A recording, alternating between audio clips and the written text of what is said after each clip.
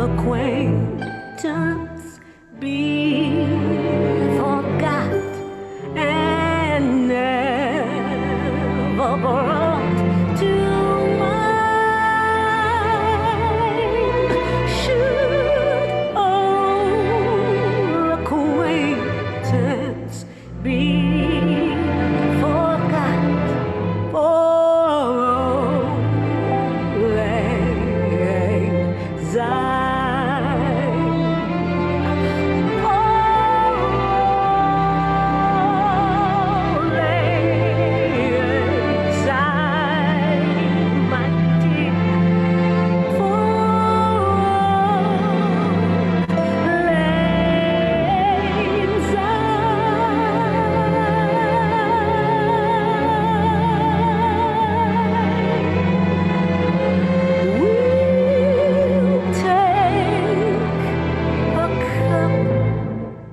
Of kindness yet for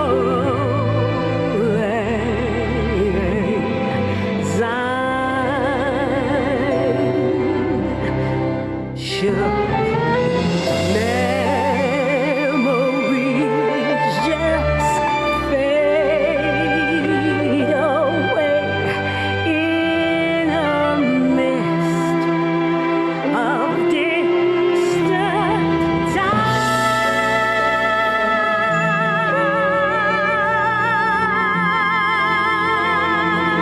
Should old acquaintance, oh my, be forgot? Oh,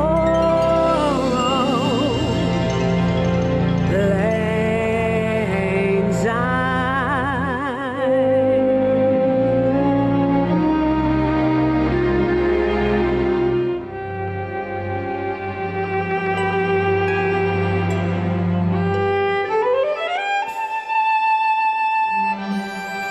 Memories. We can never forget those who made life meaningful for us.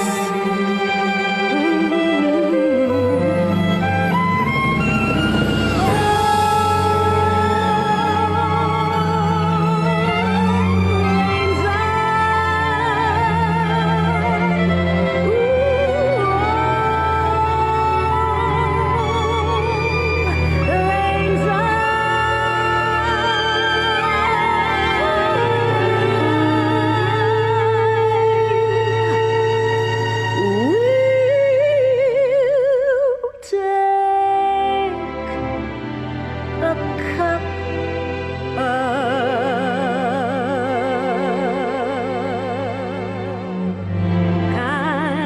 kindness yet for Raise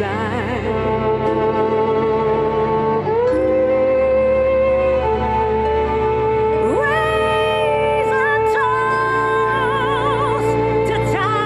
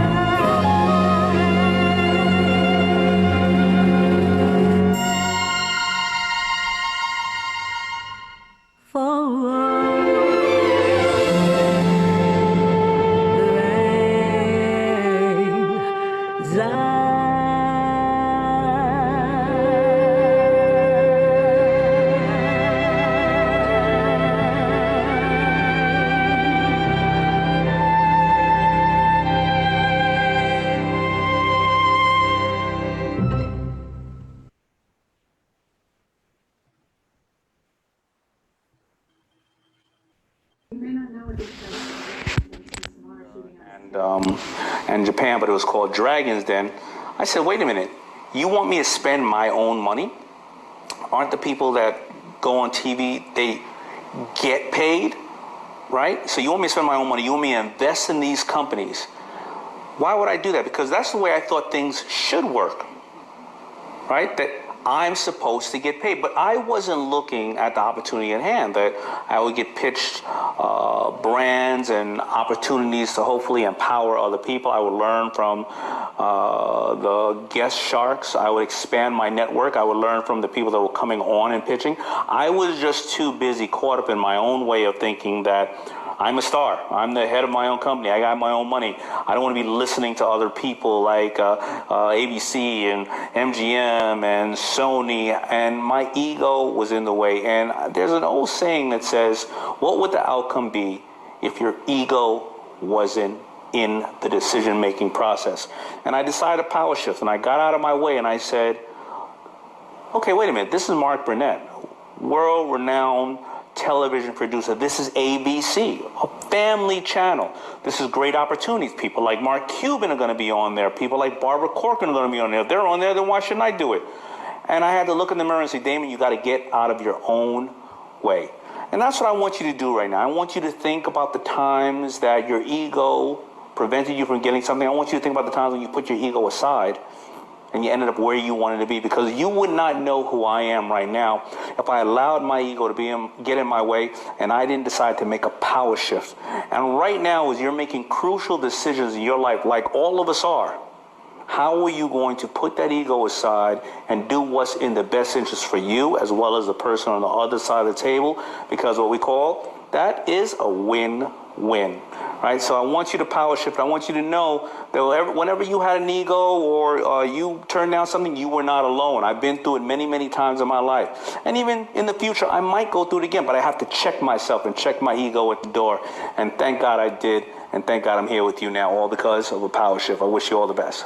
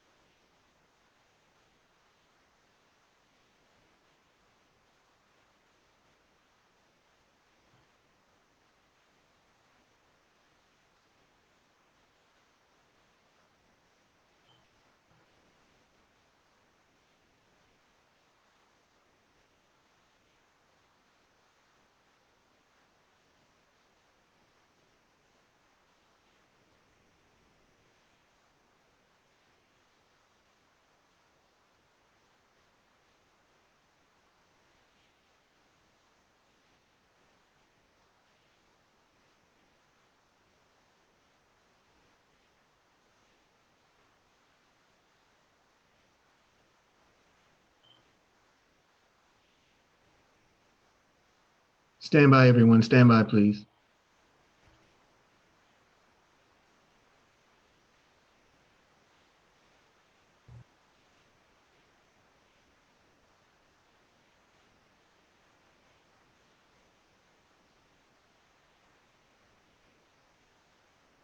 You know, there's an underground community right now in America, probably in the world as well, that is thinking the same thing, but they're afraid of voicing their opinion because of the amount of backlash they may get both publicly and privately from their friends and family. And here's who it is. Just recently, Elon Musk sent out a tweet saying, "Free America Now," that caused havoc. Thousands of people responding saying, all you care about is money. You billionaires, you want your people to go to work so you can make all the money in the world. You don't care about people. That's Elon Musk. Then you had Andrew Cuomo, the governor of New York, is doing a press conference, the one he does every morning. And one of the reporters says, people want to go back to work.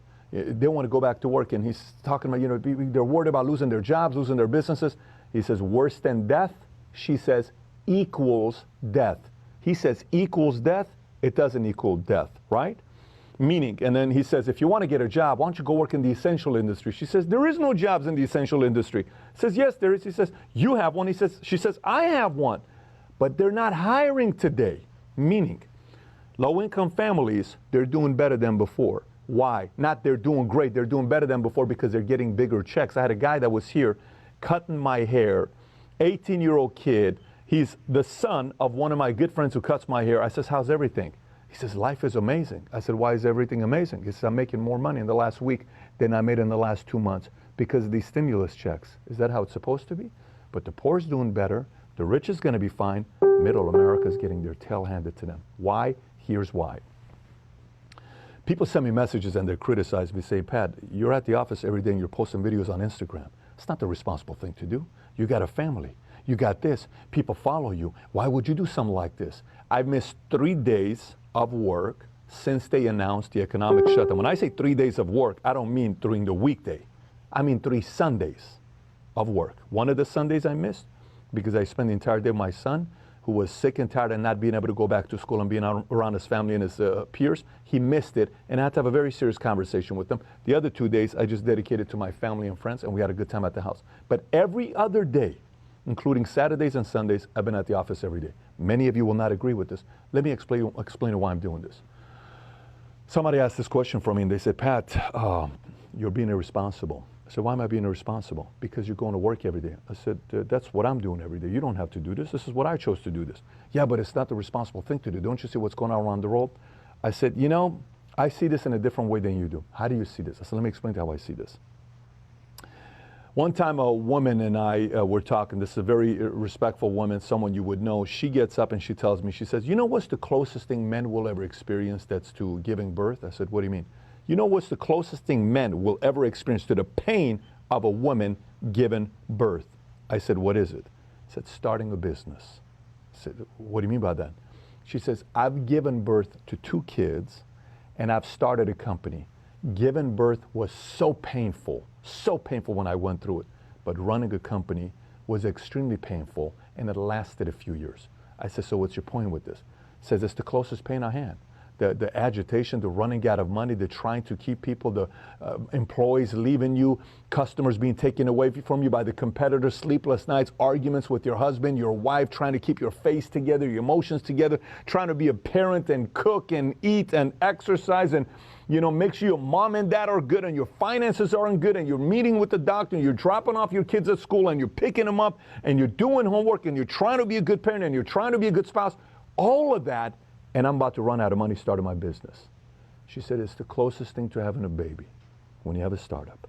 You see, a lot of people who've never started a business before, they just look at business owners and small business owners and they say, look at these guys. All they care about is money.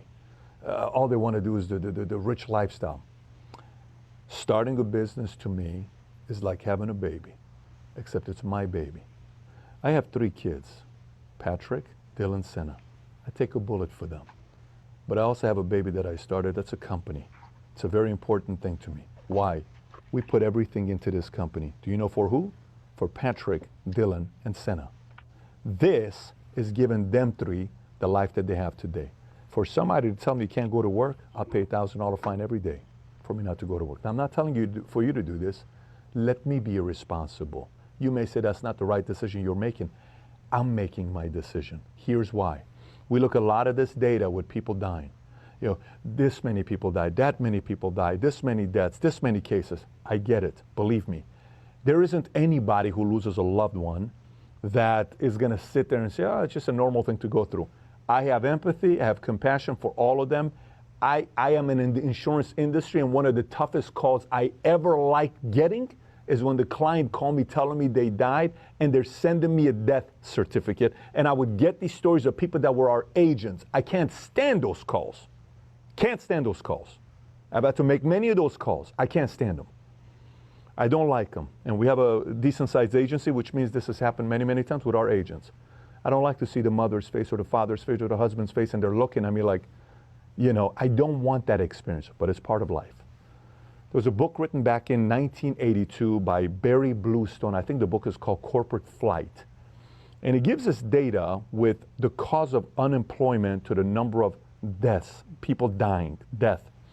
And he says per 1% of unemployment, 37,000 people die. What do you mean?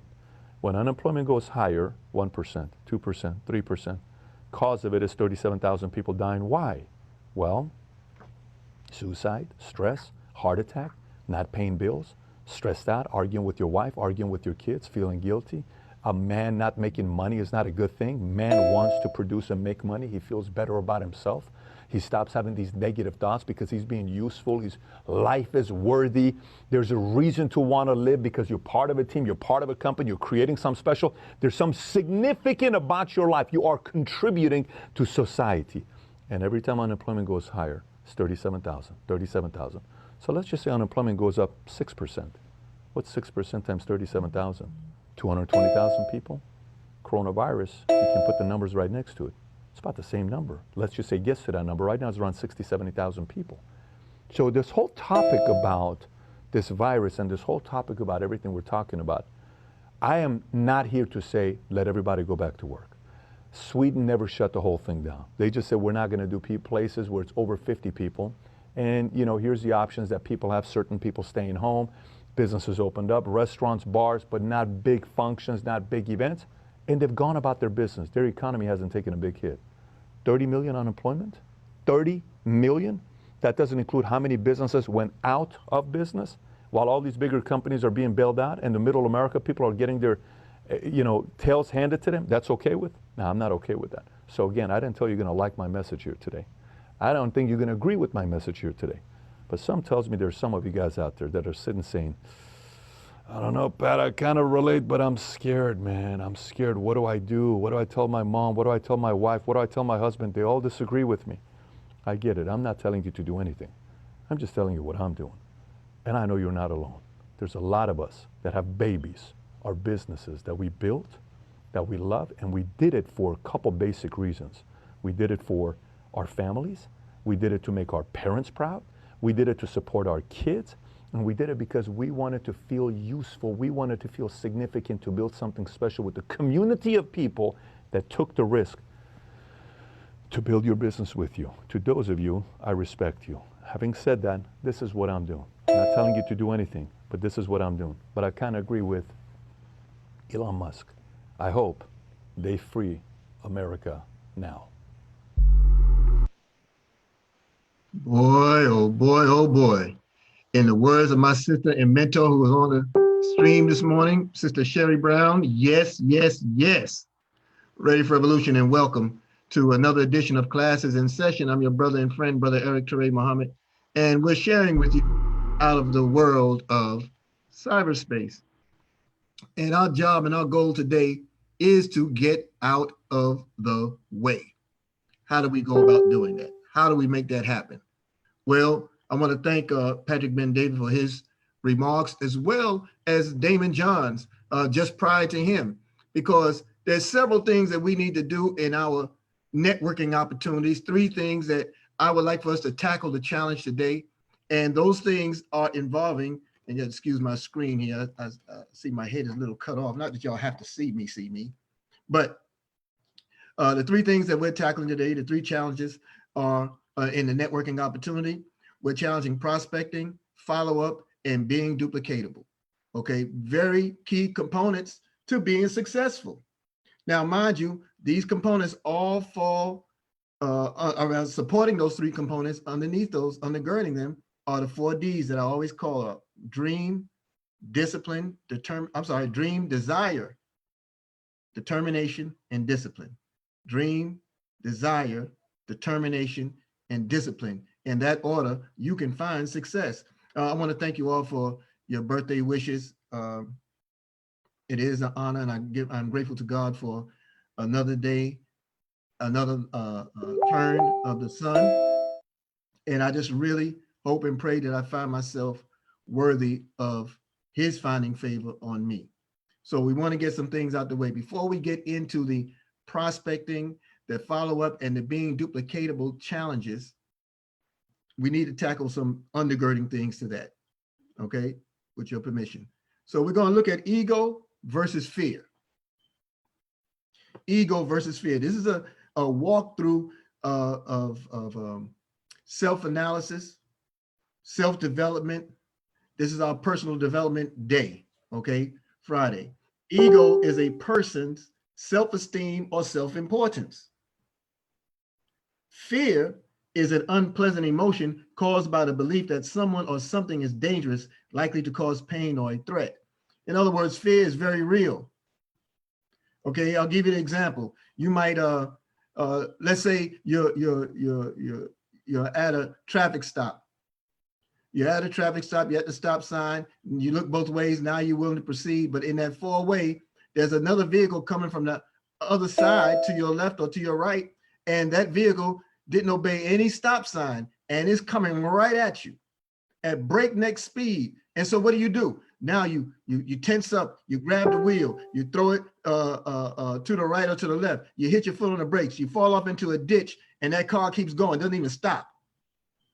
And you might be shaking your fist at it. You might be yelling a few cuss words, you know what I mean? But the instinct took over in fear. That's real fear. That's the fear that takes over when you say, oh my God, I can't believe this. And you make adjustments. And after you make those adjustments, the fear subsides a little because you're past the moment, you're past the event. But this is where ego and fear become detrimental because they find a way to join each other. And you end up with ego-driven fear, all right? This is when fear ceases to be real and becomes psychological. This occurs after the fear has subsided and recesses itself to a recollection. This is where we create a story out of the event. It develops attitude and opinion and often relived in a countless numbers of ways. I'll give you an example. Any of you ever watch a fight in the street and you see two people going at it, Nookie and Pook Pook, they mad now, right? Pookie and Nook Nook rather. So they fight and they duking it out. 10 people can watch that fight, but not all 10 will see it the same way. Everyone, if you go down the line 1 through 10 to explain what they saw, all of them will have a different variation of what actually took place. Likewise, when the fear moves into the psychological aspect, that dimension, what happens is now it's combined with attitudes and opinions. So then it generates other elements. It can generate anger, it can generate complaints, it can generate comments, it can generate negativity. This is the same thing that happens in our networking opportunities because we approach things out of a genuine fear. Then we formulate opinions as a result of attempting to conquer the fear or address the fear. And then we create other blockages, obstacles by which we don't want to challenge any longer. So we have to get to a point where we eliminate the generating of anger, of complaint, of comments and negativity. All this really falls on you. No matter who you point the finger at, no matter who you talk about, no matter where you want to place blame, at the end of the day, in your networking opportunity, you are responsible for overcoming those challenges. And what I submit to you, another word to remove from our vocabulary. We don't have obstacles. Obstacles, who wants to face them? We have challenges. We can break through those. Okay. How to overcome that ego-driven fear. I had a statement cited on that previous slide. I didn't articulate, but I will here at this point. Fear as an acronym, it was introduced to many in the world of networking by Jim Rohn. And Jim Rohn said fear stood for false evidence appearing real.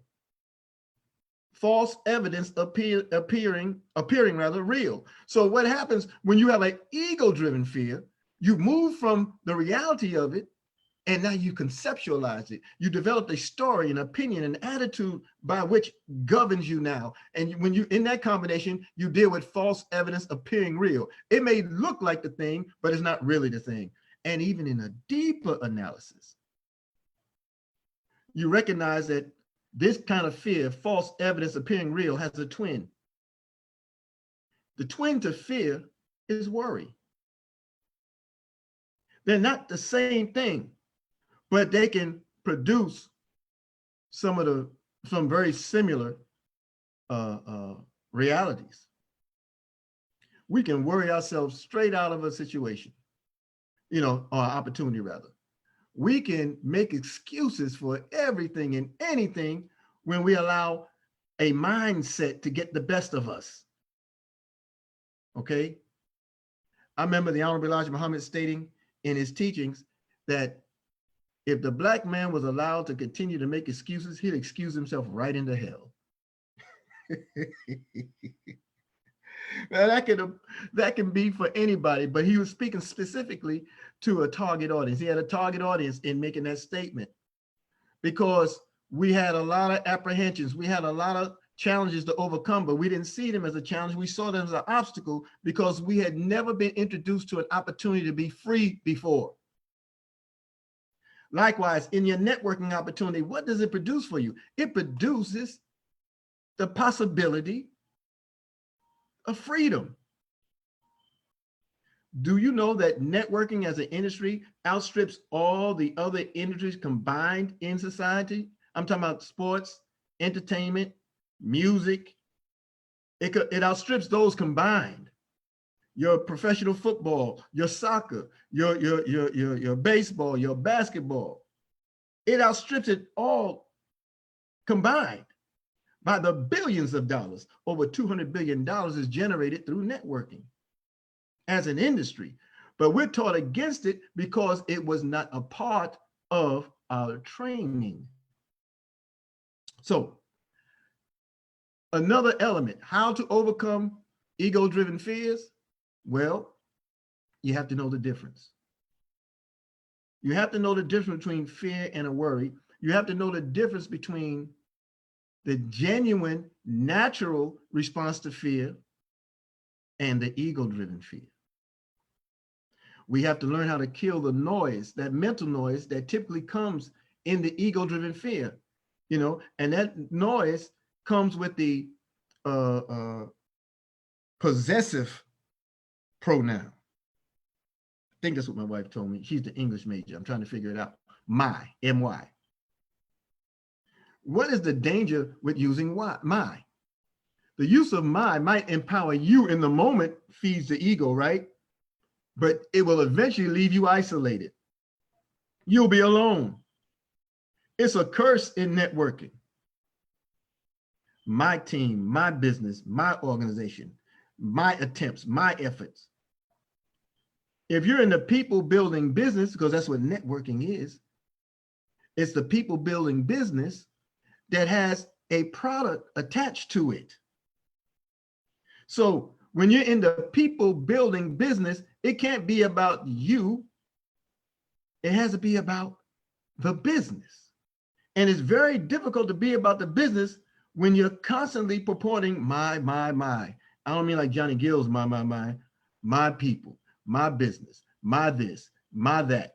And then if they join the opportunity, you cripple them by trying to manage them because you feel like they're your people, my. Every networking entity that ever existed never survives with me or mine. Never. It always operates off of a we and us principle. And that's not foreign. Your greatest network is the Creator himself.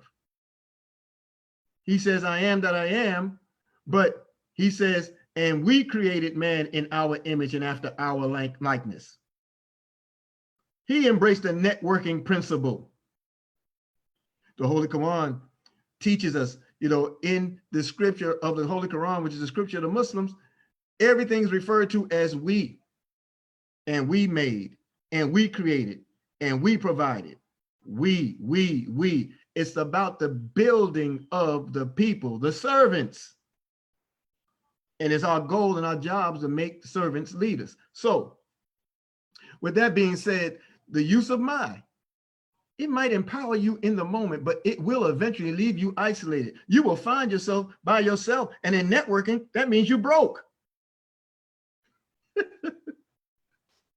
It cuts you off.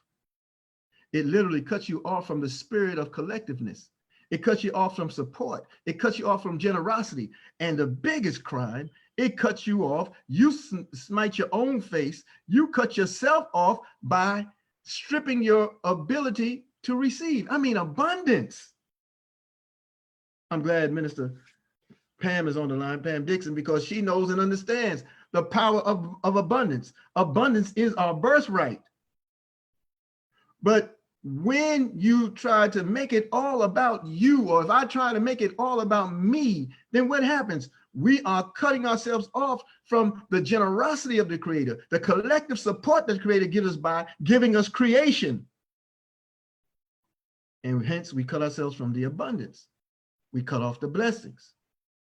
It's like trying to dress a bleed with a tourniquet instead of stopping it. You just clot it. So blood is not oozing out of the wound, but it's building up and clotting on the other side of that tie down. And you're creating more problem for yourself than you could have ever imagined if you just stopped the bleeding. You stop the bleeding in this opportunity by killing the noise, right? So here's an exercise for us. When you find yourself using my, the Honorable Elijah Muhammad taught us that we should think 5 times before we act. Because words can build and words can kill. If we're not careful, the next things that we may utter could possibly force us to live in intense regret. So he always encouraged us to think 5 times before we acted. I've never been tremendously good at it. I've gotten better over the years after I've seen the regret and the pain that I've caused by flying off the handle. So here's an exercise. Listen to what surrounds your statement. Is it charged with ego, fear, and worry? You'll have to think it through. You have to wrestle with what you're saying. We find challenges in our verbiage and networking. Why? Because we are so used to being trained in isolation to be isolated.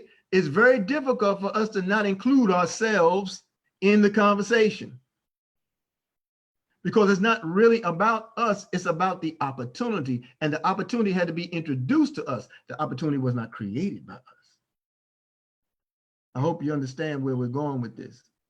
So what happens in turn is that we find ourselves stumbling and wrestling with how we deliver and how we connect with people because we stumble over those impactful impediments. And if we don't work to challenge them, if we don't work to overcome them, then we're stripping ourselves further and further away from the opportunity that the God gave you, that the God gave us. Okay. All right, now, observe your thoughts of fear and your physical reaction to them. Because the key to overcoming fear and the physical reaction, or not the key, but the benefit of it rather, it puts distance between you and what you fear. See, when you're able to isolate it yourself, it makes it a third party. It puts you outside of it, looking back at the situation, looking back at what made you afraid, looking back at what got you emotionally distraught or distressed. And as a result, you now found an inner peace. You're looking at it now. You're just standing here with your arms crossed, maybe looking at fear and looking at the emotions attached to it and figuring out how to deal with it better the next go round or the next time. Boy, look, put distance between you and what you fear. Observe the conversations in your head and recognize you are within witnessing presence. It's about right there in your head. You wrestle with things every day. Wrestle with an opportunity to make yourself better. So when you have anxieties that pop up, study them. Step outside of it. Be that for yourself. Step outside of it, Brother William, and say, hey, all right, man, how did I get here? Not in a pity moment. This is a moment of observation. Check it out. You have successfully isolated the fear when you do this. You have successfully isolated the fear as well as the emotional response. This is where the peace enters the spirit. Boy, because you have separated the fear from the real you. See, you're here. You're here. This is you. This is that fear. This is that emotional response. That's over there now because you decided to analyze it for yourself over here. When you're able to remove it from you, where you can see it, you can choose to address it. You could choose to ignore it. You could choose to suppress it. You could choose to wipe it out. But your peace is over here with you. This is where the peace enters the spirit because you have separated the fear from the real you. And it's often referred to as Buddhist and Zen masters. I'm not trying to be Brother Dwayne Taylor, not you, Coach, but you bring that point resiliently day in and day out. That space of no mind, where something of no consequence does not live there. Know that this exercise takes practice now. That means the more you develop the discipline to try it, to do it, observe your fears, the greater the peace. Okay, so where are we? The 3 challenging things. Let's look at prospecting. Let's look at prospecting. Prospecting is, in fact, the first step in the sales process. It consists of identifying potential customers, such as prospects, of course. That's what prospecting is. The goal of prospecting is to develop a database of likely customers and then systematically communicating with them in the hopes of converting them from potential customer to current customer. In our world, from potential to business partner. What are our sources for prospecting? Well, they involve our phone and our contacts through our phone. They involve our email. They involve our social media, such as Facebook, LinkedIn, Twitter, YouTube, all that stuff, TikTok and all that. What I left out, though, here, which is very important, is personal interaction. I let that out by mistake. It wasn't intentional. Okay, that personal interaction, where you talk with your neighbor face to face, where you shake a couple of hands, where you talk to people, and you may be shaking hands with gloves today. You might be throwing a little dap, might be doing the Wakanda embrace. I don't know. But you make effort to communicate personally. All right. These are sources for your prospecting.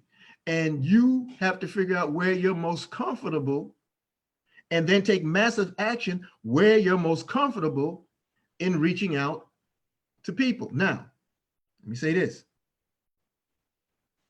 Massive action must occur to enjoy the success that you want to see in a specific period of time. If you want to see it inside of a year, you can't take a year to talk to 100 people. If you want to see it inside of a week, if you want to see it inside of a month, if you want to see it in 30 days, and tomorrow we'll be introducing to you the 90-day run to wealth. Tomorrow morning, 8 a.m. on this page, our subject matter is the 90-day run to wealth. Okay? And that means that we'll put modules in place. We will try them. We will try to implement them. And every Sunday at 1 p.m. in those 90 days, every Sunday, 1 p.m. Eastern, on my YouTube channel, Eric Ture Muhammad Live, we'll discuss our findings. Okay? So we'll be able to measure, engage where we are and where we're going. All right. So when you take this massive action must be taken in a time of day where you know you have the most energy. That's very critical to your success. You don't use the time of day where you had the most energy to organize your desk, to straighten up the table, to dust off your computer screens, to make your lists. All that comes on the other side of those hours. But in that moment where you have the most energy in your day, you carve out a start time and a finish time, and all you do in between that time is prospect. That's the invitation, that's the invitation, that's the presentation, that's the close. That's the invitation, that's the presentation, and that's the close. And you will have a business. Okay. Follow up. You always hear us talk about in wealth building, is taught to me in wealth building, that the fortune is in the follow up. Why? Because follow up is the continuation or repetition of something that has already been started or done. What has been started or done? You made an invite, thus you made a presentation when they said yes. So when they said yes, what have you should have done immediately? Immediately, you make an appointment to follow up with them so that you can get them closer to your goal, your desire. All right? Follow-up requires appointment setting and three-way calls of legitimacy. Now, why? Why is fortune found in the follow-up process? Because the follow-up is the systematic approach to the converting process. As a prospector, you want to move from potential business partner to an actual business partner. This is where you begin to enjoy the residual accumulation of wealth, not just the money. It's a byproduct. Remember, you're in the people building business. So what you'll end up enjoying is the camaraderie, is the family, is the union, is the collectiveness, is the support. Okay, but money, straight up with no chaser, is a byproduct of all of it. So with your prospecting, your follow-up, when you have those things in place, you have to understand that those are the steps that are absolutely duplicatable in building your business. See, being duplicatable is part of a system. I always use terms systematically, system. To duplicate is to make exactly like something else, especially through having been copied. So what did our training tell us in school? Hey, you copy that paper, you fail. What does that training tell you in life? You copy that paper, you duplicate what that person's done, you're going to be rich. That's what it tells you. You see? So to duplicate, to make exactly like something else, especially through having been copied, let's look at, I like this example. Let's look at a duplicate set of keys. What are keys designed to do? The keys are designed to open doors. Keys are designed to align the tumblers in a lock. What are your tumblers? Your tumblers, you're trying to figure out your dream, your desire for the dream, the determination by which to achieve it, the discipline by which it can be handled. And then when the tumblers finally align, that lock clicks, that door opens. It opens. You see? So a duplicate set of keys is a duplication of a system. System. Save yourself time, energy, and money. Save yourself time, energy, and money. That's the acronym to system. A system is a set of principles or procedures by which something is done and organized. It's an organized scheme or method. A simplified system, however, is duplicatable. A simplified system is duplicatable. So what is the simplified system? Well, in the world of wealth building, we prospect. What do we say? Hey, do you look for ways to make more money? Do you keep your financial options open? Or we can give them the Rodney Burger. You want to hear the Rodney Burger? The Rodney Burger says, if you could save 1 gram of gold a month and it changed your financial future, if you could save 1 gram of gold a month and know that it changes your financial future, would you sign up with me today for your free gold savings account? It's very simple. It's very simple. You know the opportunity for what it is. You find a way to articulate it simply. Okay, what happens next? Great. Here's a presentation. Can I call you in about a half hour? You'll be ready. Will you be ready at 9:30? Will you be seen by 9:30? Great. I'll call you at 9:30. And you go to the next person. You say the same thing. Hey, Are you available at 10 o'clock? Great, I'll talk to you at 10 o'clock. Then you talk to the next person. Say, hey, look, are you available at 10:15? Would you have seen it by 10:15 or by 10:30 or by 11:45? Great, I will talk to you then. And you follow up. They're going to see the presentation that you've given them. They're going to see that 8-minute clip that tells them that gold is money and available to them in small, friendly, transactionable weights. It's going to show them how they can save and get paid to save. And it's going to show them how they can do it as a business and get paid to refer. So when you follow up with them, you don't think they'll be ready, fired up, and go. They already know it's free. And when you follow up with them, you do like Sherry Brown does. You follow up with them with your computer, your laptop already in hand, or whatever apparatus you use to register people. You have it opened up. You have your link already set up, and you call them back and you say, hey, Sister Patricia, did you see the video? Yes, great. What did you like most? Well, I like the fact that you can get gold and get paid to save. Great. Let's get started. Let's choose a username for yourself. What kind of username would you like? I'm going to choose a generic password for you while we're on the phone, but you can change it once you activate your account. Okay, let me get your full name, address, phone number, and we need a date of birth, girl. Don't worry. We know that black don't crack. It's all right. Let me get a date of birth. You're done. That person is set up. And when did you do that? You did it inside that time you cut out from the beginning of your mass action to the end of your mass action. You just go ahead and continue to rotate it like that. Last point I want to make before we close, and I appreciate your time as always.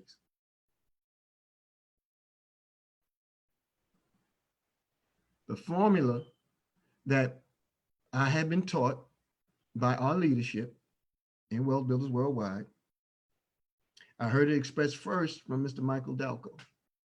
Mr. Dalco said, for every 100 people you reach out to, 20 will listen to you, 5 will sign up with you, and 2 will run.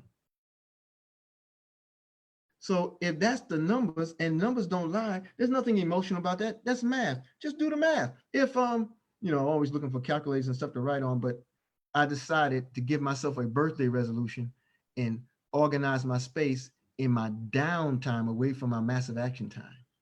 I'm going to organize my space. So when I started doing that, I couldn't find the calculators I like working with, but my family gave me a beautiful, look at this. They I don't know if you can see it. They bought me a standalone microphone. I know Uncle Carlito will love to see this. They'll be happy because he can't stand things hanging from my ears when we do our broadcast. But they bought this for me. My daughter Aisha decided it was a good gift. They all agreed it was a good gift, and they got me a birthday gift to further the business.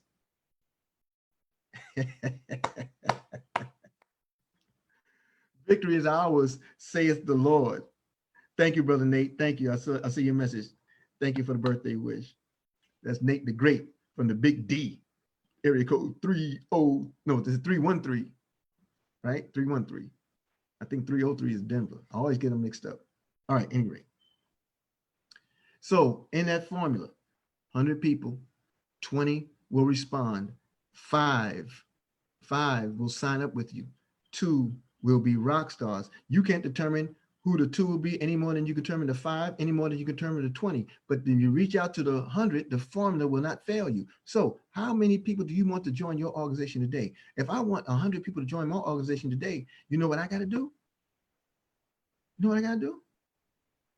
I have to make sure that I talk to hundreds of people a day, because 5 of them will sign up. So 2,000 people a day, that might be a stretch for some people. But if you're busy 100 calls a day, like I was when I began the opportunity, and I used 2 of the first 7 days to do follow-up with those people, I had a business at the end of 9 days. I'm not talking about at the end of a year. I had a business at the end of 9 days. I was rolling. I ended up, my wife and I both qualified, Mr. and Mrs. 5 and 5. She got cheddar, I got cheddar. She sponsored me. She was always smarter than me. So she sponsored me. And look what happened. Now, 2,000 people later. You saw the stream yesterday. You saw I opened up the back offices for all you doubting Thomases. I had to show you how saving in gold works. I didn't show any money for those who might go back to look at it. I showed how the numbers increased, how my front line of 200 people turned into 2,000 people. And that was just from one account. All right. The process is simple. If you follow simplicity, duplication is created through simplicity. If we keep it simple, folks, you're allowing people to do as you do. That's right, Big Nate. Thank you. 313. People will do as you do. So how do we think and grow rich?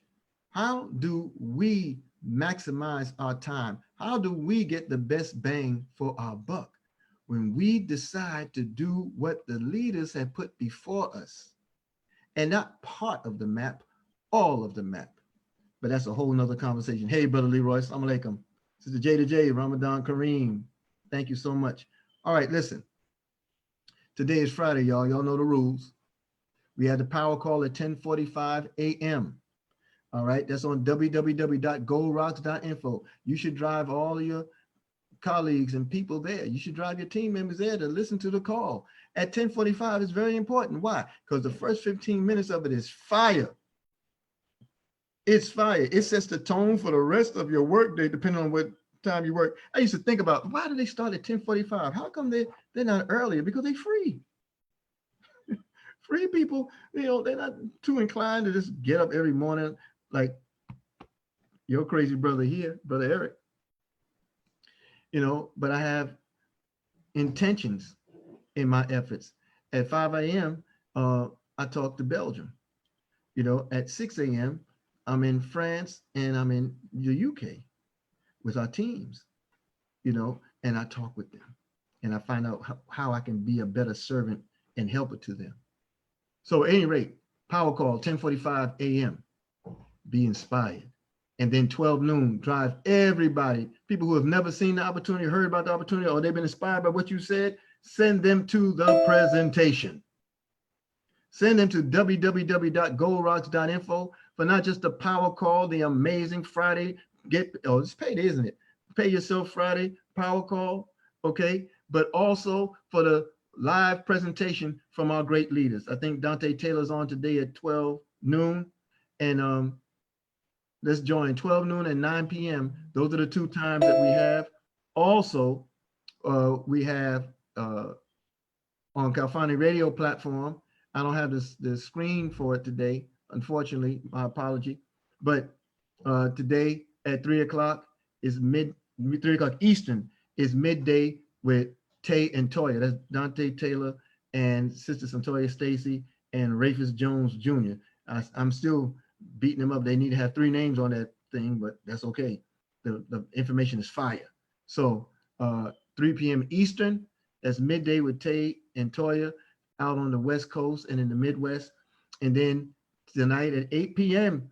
on Galfani Radio Facebook page, we have Collective Enlightenment with Sister El Ruby Bay and their team of coin adjusters. These are crypto gods and goddesses that get together, and they are wealth builders, and they teach us all of the tools, the jewels and nuggets that's available, and you can find it there on the Galfani Radio Facebook page. Tomorrow, folks, is our boot camp. This is the Wealth Builders Boot Camp. It's for next level networkers and next level network marketing. All right, so that runs from 12 noon to 5 p.m. tomorrow. And to get the information, to get on board, go to www.wbwevents.com. Get your tickets at $30. If there are any left, they're $30. It runs from 12 noon to 5 p.m. And it is hosted by Mr. and Mrs. Michael and Monisha Dalco. And Mr. Ty Best and Sister Valerie Best will be there. And you have our trainers. You have the Hollins. I call them the Hollins group. Every time I see Dr. and Dr. Hollins, I call them the Hollins group. But you have Dr. David Hollins, Brother Rodney Roach, also known as Mr. Amazing. You have Dion Stevens doing the presentation. I can't wait for that. You know, we miss seeing you do it, Dion. And the coach of coaches, Al Murray. Again, Mr. Michael L. Dalco's doing, I think it's technology for dummies. I forget what it is. What it is, I was too dumb to remember, but I'm going to be there. I have my tickets, and we're going to be there to hear our special guest, Jürgen Pulvermüller of, he's our global sales, head of global sales for Carabal's International there in Stuttgart, Germany. He's going to join us live as well. All right, so please, by all means, be a part, get a part. Tomorrow morning, I will show you 2 additional advertisements, for lack of a better word. One is our launch party, our 3 p.m. launch party on Sunday. It's a global launch party for everyone who wants to be a part of it. And then, of course, we have on the 21st of May, we have the incomparable, immeasurable, the man, the myth, the living legend himself, Brother Robert Kiyosaki. We will be joining him for a special event that Carabal's International is exclusively attached to. We're extremely excited. It's going to be May 21st. You'll find out more details from me tomorrow, and you can be my personal guest. So please, by all means, follow up. Let's see each other tomorrow at 8 a.m. here on the Eric Ture Facebook page. And then, of course, tonight at 6 p.m. or this evening at 6 p.m., I'm on YouTube Live on the Living the Quarantine Life. So I want to thank you for all the shout outs and the birthday wishes. And let me see if I can do a quick roll call here. Hey, Brother Maurice D, William Hafiz Bey, Sister Tiffany Sutton, Brother Gregory X. Powell, Sister Gloria Bass. Assalamu alaikum to all of you. Sister Tracine, Gloria Bass, I did mention. Deborah Black, always in the house. Sherry Brown, yes, yes, yes. Come on, somebody. Rafis Jones Jr. You know, thank y'all so much. Brother Ronald Newton, always soldier. Glad to see you. Glenn Perkins, also known as Dark Gable. Glenn said, good morning, sir. Happy birthday. Stevie was still celebrating. He's talking about Stevie Wonder. Stevie was still celebrating his birthday until I told him it was your birthday. Thank you. Brother Bilal, good to see you, Brother Kwame Bento, ready for revolution, soldier. I appreciate you. Us, Memphis in the house. Sister Patricia, you know I love you, Queen. I appreciate you. Brother Chris Cade, I to you as well. Brother Giselle Saint, good to see you, soldier. Thank y'all so much. Thank y'all so much. Sister Alicia, the mentor, my mentor. I appreciate you so much, Queen. Thank you for the birthday wishes. Shayola Yaya Sekmet. Thank you so much, Queen, out there in the Gwig VA. All right, family. Sister Pamela Dixon, thank you. I appreciate you. Greetings to the husband. Brother King Booker, you know how we do. Sister Renee Gant. Sister VIP. Brother David Logan, thank you, soldier. Brother Kansu, good to see you, soldier. Brother Braden, thank you so much. Family, I thank all of you. There's a whole lot to give out here. Brother Nate, I appreciate you there in the 313. J to J, thank you. Brother Leroy, thank you. Sister CC Mahone, Velma Jackson Lewis, love you all. Brother Torrance, good to see you. Craig JP, thank you, family. May Allah continue to bless and keep all of us. I hope to see us tomorrow morning at 8 a.m. I'll see us on the power call in just I don't know what time it is now, but an hour and 43 minutes. I'll see us on today's power call, www.gorocks.info. And we're going to keep it all moving, family. There's some of you that I see on the stream that you know you're going to hear from me later on today, because I want you to be a part of the presentation we're doing in Belgium after the 21st. I forget what day it is, but we have a team of 645 people there that want to get busy and want to hear more about the opportunity. So we're going to help them do what we do. All right, family. Peace and power. Love you all. Forward.